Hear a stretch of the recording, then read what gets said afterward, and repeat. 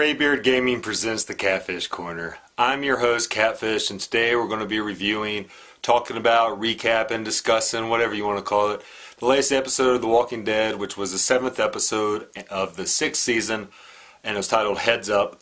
And let's just dive right in. Glenn is alive! The opening scene of the episode, it's Glenn and Nicholas again, and that was Nicholas's guts getting ripped out. Glenn climbs underneath the dumpster, kills a couple zombies to kind of protect himself around the dumpster, and he's down there with no water, and he's down there for like a whole day. The herd finally kind of spreads out, and he walks out into the sun. You know, he's been underneath that dumpster, looks like absolute shit, still got Nicholas's blood and brains all over his face, and all of a sudden you hear, "Hey, heads up," which was the title of the episode, and this bottle of water comes crashing to his feet.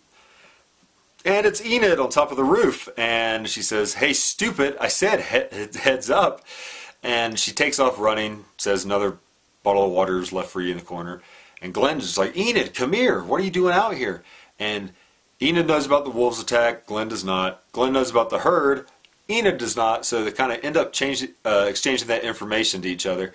And Enid doesn't want to go with Glenn. It takes him a while to even catch up with her. She's running away. And make a long story short, he ends up becoming kind of her surrogate father. Him and Maggie are going to take her in and live with her, let her live with them because she was living at Olivia's house. And that makes me think she's kind of, Enid's going to take the part of Comic Sophia, so I'm very excited about that. I love the actress playing her. She's perfect. I like this character Enid a lot.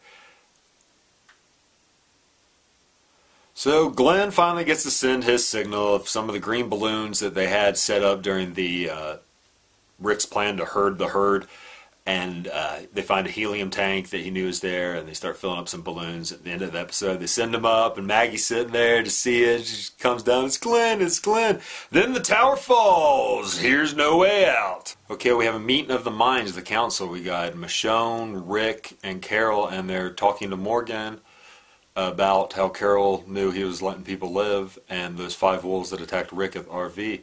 And Morgan tells him, he's just like, "I don't know what to do anymore. If you would have killed me, Rick, I wouldn't have been there to save Daryl and Aaron, and he wouldn't have left his pack, and the wolves never would have attacked Alexandria, so he doesn't know what's right anymore." So Spencer starts to rope climb out of the place. This is kind of a comic book scene, and he's going, hand over hand with his legs on the rope too.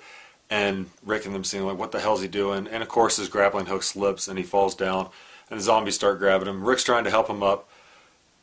Tara out of nowhere climbs down the wall and just starts blasting zombies. Freaking Annie Oakley here, pop pop pop pop pop pop pop.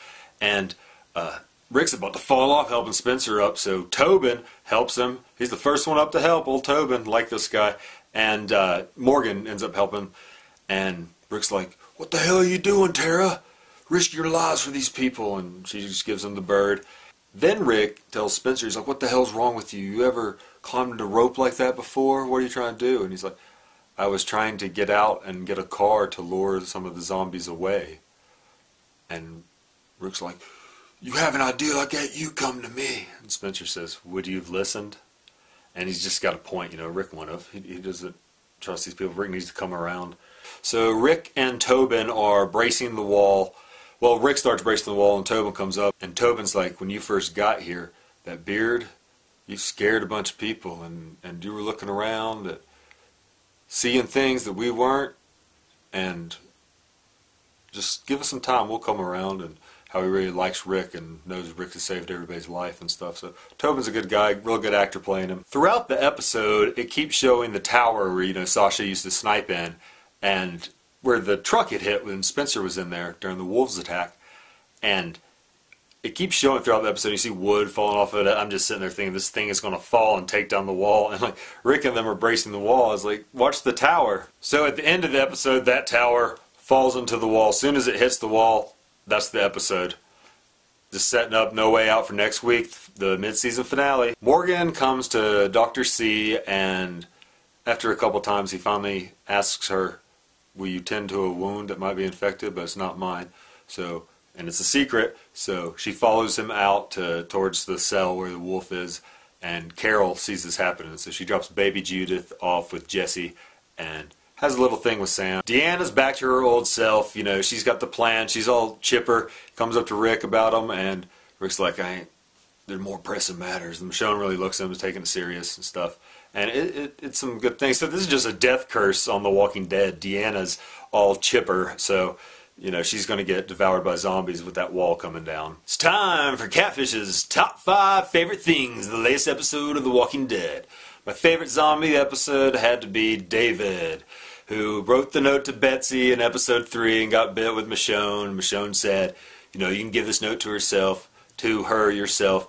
So Glenn comes across him. He's still on that fence where he was getting eaten by the zombies, and he turns and his eyeballs like stuck to the fence, and Glenn, you know, domes him.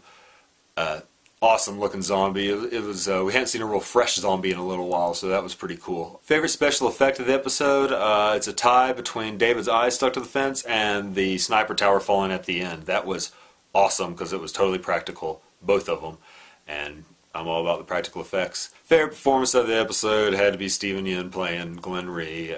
Glenn's back, and he was definitely the main character of the episode. He's now Enid's surrogate father. Pretty much laid down the law, and it's pretty cool to think back to season 1 how far Glenn has come. It's one hell of a ride, and I hope it's not ending too soon.